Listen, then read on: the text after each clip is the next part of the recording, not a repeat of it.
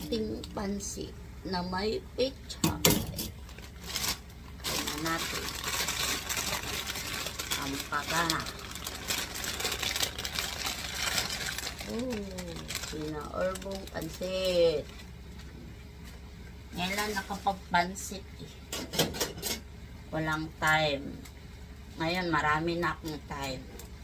Pwede nang makagala. Noon hindi. Hindi na kasi ako nag-part time. Sapat na sa akin ang 2 trabaho. 2 jobs. Sarap yun.